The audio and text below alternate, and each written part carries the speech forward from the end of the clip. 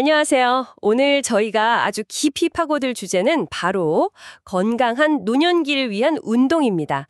특히 나이가 들면서 근육이 줄어드는 문제, 이거 어떻게 관리해야 활기찬 노년을 보낼 수 있을지 여기에 초점을 맞추려고 해요. 당신께서 보내주신 여러 자료들, 건강 블로그 글이나 전문가 인터뷰 기사, 또 정부 건강 정보 같은 것들을 쭉 훑어봤는데요. 핵심은 이거죠. 노년기에 왜 운동이 꼭 필요하고 또 부담 없이 어떻게 시작할 수 있는지 그 방법을 좀 알기 쉽게 전해드리려고 합니다. 한번 제대로 파헤쳐 볼까요? 네, 반갑습니다. 이게 단순히 몸 건강해지는 거 그 이상이에요. 내가 원하는 대로 움직이고 또 독립적으로 생활하는 거, 그 근본이 바로 근육이거든요. 오늘 그 근육 이야기 좀 깊게 나눠보겠습니다. 주변 어르신들 말씀 들어보면 아유, 기력이 예전 같지 않다. 이런 말씀 참 많이 하시잖아요. 그렇죠. 자료들을 보니까 그 주된 원인 중 하나가 바로 근육 감소라고 딱 짚어주네요. 빠르면 30대부터 줄기 시작해서 60대가 넘어가면 1년에 막 3%까지도 준다면서요? 네, 맞습니다. 이게 생각보다 굉장히 빠른 속도죠. 그리고 그냥 힘 좀 없다, 이 정도 문제가 아니에요. 근감소증이라고 부르는데 이렇게 근육이 줄면요, 일단 걷는 게 느려지고 불안정해져요. 그래서 쉽게 넘어지고요. 그럴 위험이 한 2.5배 이상 높아진다고 하니까요. 2.5배나요? 아이고. 네, 한번 넘어지시면 크게 다치실 수 있고 그러면 활동도 어려워지고 심하면 혼자 생활하시기도 힘들어지죠. 그리고 또 근육이 우리 몸에서 혈당 조절이나 신진대사에 아주 중요한 역할을 하거든요. 그러니까 근육이 부족하면 당뇨, 고혈압, 고지혈증 같은 만성질환 위험도 같이 커지는 거예요. 아, 단순히 힘 문제가 아니었군요. 네, 심지어는 인지기능이나 우울감 같은 거에도 영향을 줄 수 있다는 연구도 있고요. 여기서 진짜 좀 놀라운 점은 어떤 연구에서는 근육이 1kg 줄었을 때 드는 사회 경제적 비용을 따져봤는데 의료비나 간병비 이런 걸 다 포함해서요. 네네. 그 가치가 무려 1,400만 원에서 1,600만 원 정도 된다고 추산하더라고요. 와, 근육 1kg이요? 네.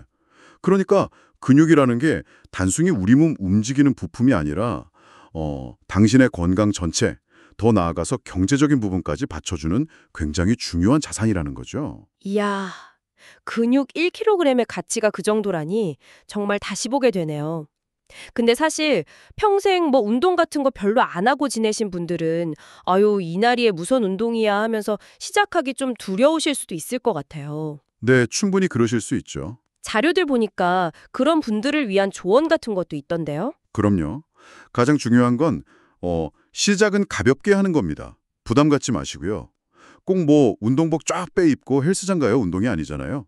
그냥 장 보러 갈 때 조금 더 걷는다든지 아니면 집안일하면서 일부러 몸을 좀 더 움직인다든지 이런 것부터 시작하시면 돼요. 아, 일상생활 속에서요. 네. 그러다가 이제 제대로 운동을 좀 해봐야겠다 싶으면 처음에는 일주일에 한두 번 그 정도로 시작해서 몸이 적응하는 걸 보면서 조금씩 늘려가는 게 좋습니다. 그리고 운동 종류는 크게 두 가지를 같이 하는 게 중요해요. 하나는 숨이 좀 차는 유산소 운동, 걷기나 수영, 자전거 타기 같은 거요. 또 하나는 근육에 힘을 주는 근력 운동, 가벼운 아령이나 물통 들기, 아니면 탄력 밴드 운동, 그것도 아니면 그냥 의자에 앉았다 일어서기 같은 체중 이용 운동도 좋고요. 아, 유산소랑 근력을 같이요. 몸 부드럽게 해주는 것까지 매일 꾸준히 하시면 정말 좋죠. 그리고 운동 전후에 가볍게 몸 푸는 준비 운동, 마무리 운동 꼭 하시고요. 이게 부상도 막아주고 운동 효과도 높여주거든요. 네네. 핵심은 이거예요. 당신 몸 상태에 맞춰서 절대 무리하지 말고 꾸준히 하는 거. 이게 제일 중요합니다. 여러 운동들 중에서 특히 이제 무릎이나 허리가 좀 안 좋으신 분들 있잖아요. 그런 분들도 좀 부담 없이 할 수 있다고 추천된 운동이 있더라고요. 그게 바로 수영, 맞죠? 네, 맞습니다. 수영이 정말 좋은 운동인데요. 가장 큰 장점은 역시 물의 부력 덕분에 관절에 가해지는 부담이 거의 없다는 거예요. 그러니까 관절염이 있으시거나 통증 때문에 걷기 힘드신 분들도 물속에서는 훨씬 편안하게 운동하실 수 있거든요. 아, 물속에서는 체중 부담이 덜하니까요. 그렇죠. 그러면서도 물에 저항이 있으니까 그걸 이겨내면서 온몸 근육을 골고루 쓰게 돼요. 저절로 근력 강화랑 근손실 예방에 도움이 되는 거죠. 심폐기능 향상이나 혈압 조절 같은 심혈관 건강에도 좋고요. 칼로리 소모도 꽤 높아서 체중 관리에도 유리하고요. 네. 또 물속에서 움직이는 것 자체가 유연성을 길러주고 또 마음을 좀 차분하게 해주는 효과도 있다고 해요. 그러니까 관절 부담은 적은데 근력, 심폐지구력, 유연성, 정신건강까지 여러 면에서 참 좋은 운동이죠. 확실히 수영의 장점이 많네요. 관절 걱정 없이 전신 운동 효과를 볼 수 있다는 게 정말 매력적인데요. 그런데 자료들을 좀 더 보다 보니까 수영만으로는 좀 부족하다 이런 의견도 꽤 있더라고요. 네, 맞아요. 특히 근력 운동은 꼭 해야 한다 이런 목소리가 높던데 이건 왜 그렇게 강조되는 건가요? 아까 말씀드린 그 근감소증 있잖아요. 그걸 막고 건강한 노년을 지탱하는데 가장 직접적이고 확실한 방법이 바로 근력 운동이기 때문입니다. 근력 운동은 단순히 근육 크기나 양만 유지하는 게 아니에요. 이게 뼈를 자극해서 뼈를 더 단단하게 만들거든요. 그래서 골다공증 위험도 낮춰주고요. 아, 뼈 건강에도요? 네. 그리고 우리 몸이 기본적으로 에너지를 쓰는 양, 그러니까 기초 대사량을 유지하는 데도 도움이 되고요. 무엇보다 중요한 건 넘어지지 않게 몸의 균형을 잡아주는 능력을 키우는데 아주 결정적인 역할을 한다는 겁니다. 그렇군요. 균형 감각 중요하죠? 네. 그래서 일주일에 한 2, 3번 정도는 조금 힘든데 하는 느낌이 들 정도의 강도로 꾸준히 해주시는 게 좋습니다. 뭐 대단한 기구가 필요한 것도 아니에요. 집에 있는 물통 같은 거 들고 하셔도 되고 탄력밴드 당기기 아니면 그냥 의자에 앉았다 일어서는 동작 반복하는 것만으로도 충분히 효과를 볼 수 있습니다. 네네. 그리고 근력 운동 하실 때 단백질 섭취를 좀 신경 써서 같이 해주시면 근육 만드는데 훨씬 더 도움이 되고요.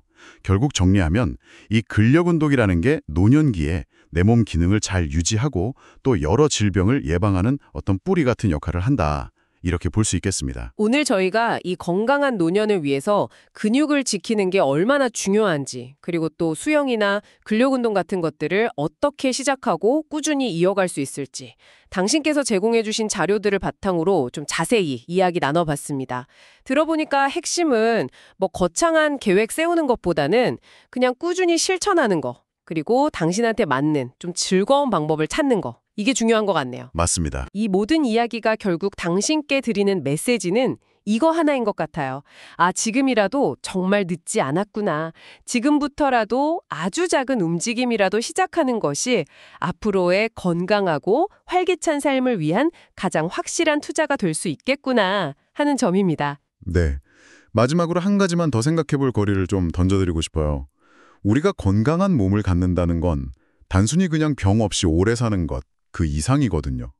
내가 사랑하는 사람들이랑 같이 웃고 이야기하고 또 내가 하고 싶은 취미 활동 즐기고 그렇게 삶의 의미와 기쁨을 계속 찾아 나갈 수 있게 하는 그 원동력이 바로 건강한 몸에서 나오는 거잖아요.